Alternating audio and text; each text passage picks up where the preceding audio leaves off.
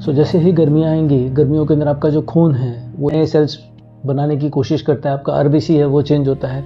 अक्सर आप जब अपने ब्लड रिपोर्ट्स निकालते हैं तो उसमें आपको पता चलता है, जब आप गर्मी में ब्लड रिपोर्ट्स निकालते हैं तो उसके अंदर आपका RDW, red cell distribution width, RBC, red blood cells, इसके अंदर काफ़ी पैरामीटर्स ये चेंज होते हैं। क्यों? क्योंकि जैसे गर्मी बढ़ती है वैसे वैसे खून के अंदर का जो पानी है वो चेंज होता है। स्प्लीन एक बहुत ज़रूरी ऑर्गन है जो ये सब चीज़ों को फैसिलिटेट करने में आपकी मदद करता है।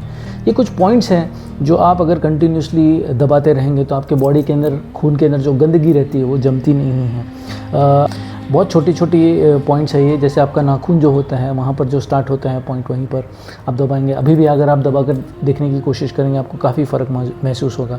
फिर आपकी जो हड्डी रहती है जहाँ पर आपका पैर स्टार्ट होता है, मतलब आपका ये जो जॉइंट है ये स्टार्ट होता है, बिल्कुल ये हड्डी के नीचे एक छोटा पॉइंट रहता है, वहाँ पर आप दबाएंगे तो आपको, कुछ लोग रहते हैं जिनको आर्थराइटिस है या रूमेटॉइड आर्थराइटिस है, उनको आप जैसे ही दबाएंगे उनको काफ़ी आराम आने लग जाएगा। जिनको पेट में बहुत ज़्यादा गैस है, एक उंगली आगे और एक दूसरा पॉइंट रहता है, तो ये लाइन से हैं सारे के सारे पॉइंट। जैसे ही आप दबाने लग जाते हैं, किसी को अगर आर्थराइटिस है, किसी को थायराइड से रिलेटेड प्रॉब्लम है, रूमेटॉइड आर्थराइटिस है, गाउट में भी ये काफ़ी काम आता है, क्योंकि गाउट बेसिकली आपके बॉडी के अंदर ज़्यादा गैस जमती है तब होता है। हड्डियों के बीच में सिनोवियल मेम्ब्रेन होती है वो सूखने लग जाती है तब होता है। फिर आपका एक ये जो आर्क रहता है जिसको हम लोग, जो आपका एंकल रहता है, ठीक है, इसके आसपास ही एक आर्क रहता है। ये जो आर्क रहता है यहाँ पर आपको ज़रूर प्रेशर देना है। फिर ये जो जगह है ये पूरी की पूरी आपके एलिमेंट्स के साथ जुड़ी हुई है। ये जगह जैसे ही आप दबाते हैं आपके किडनी के अंदर काफ़ी फ़र्क आ जाता है। जिन लोगों को CKD होता है, क्रोनिक किडनी डिजीज़ है, या जो लोग डायलिसिस पर भी जाने वाले हैं, उनके लिए अगर आप कुछ हेल्प करना चाहते हो तो आप उनका ये जो पॉइंट है उसको धीरे धीरे दबाने की कोशिश कीजिए। इसके साथ हम लोग एसेंशियल ऑयल्स भी यूज़ करते हैं।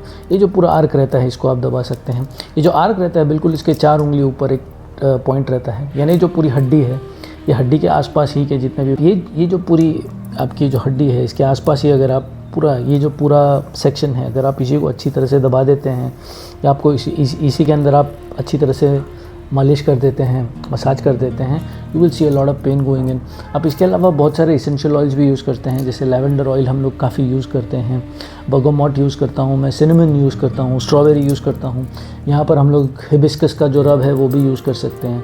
सो हिबिस्कस रब बहुत ज़्यादा काम आता है स्प्लीन को साफ़ करने के लिए। हिबिस्कस रब आपको कहीं पर भी मिल जाए, जस्ट इन केस अगर आपको हिबिस्कस रब अगर घर पर ही बनाना है आप मुझसे मैसेज करके भी पूछ सकते हैं। You can make a hibiscus rub at home itself and that will help you release a lot of pain. आपके बॉडी के अंदर अगर पेन है ढेर सारा तो वो भी निकल जाएगा। ये जो पूरी हड्डी रहती है तो आप इसको ऊपर से नीचे तक लेके जाते हैं और इसको बाहर निकाल देते हैं, यू रिलीज़ द पेन। इसके अलावा आपको ध्यान में रखना है कि स्प्लीन क्या रखता है। स्प्लीन स्टोर्स वॉरी, तो जब भी आपको बहुत ज़्यादा चिंता रहती है, ग्रीफ स्टोर करता है। If someone who was very close to you has died, you will store it, that grief is stored in the spleen. और उससे आपके जो रेड ब्लड सेल्स रहते हैं, आपकी जो खून की कोशिकाएं रहती है उसके ऊपर फ़र्क पड़ता है। यही जो गंदा खून रहता है आपकी किडनीज अच्छी तरह से साफ़ नहीं कर पाती और इसीलिए आपको पेन रहता है। कुछ पॉइंट्स होते हैं जैसे ये 2 पॉइंट्स हैं ऊपर के, ये मेंस्ट्रुएशन का जो भी पेन रहता है, क्रैम्प्स आना, कई लोगों को रात को वो लोग झटके खाने लग जाते हैं, तो उसके अंदर भी आप ये दोनों पॉइंट्स अच्छी तरह से दबा सकते हैं। आपको ये जितने भी पॉइंट्स हैं मैंने दिखाए आपको ड्रॉ करके, अगर आप चाहें तो आप मुझसे वीडियो पर सवाल भी पूछ सकते हैं।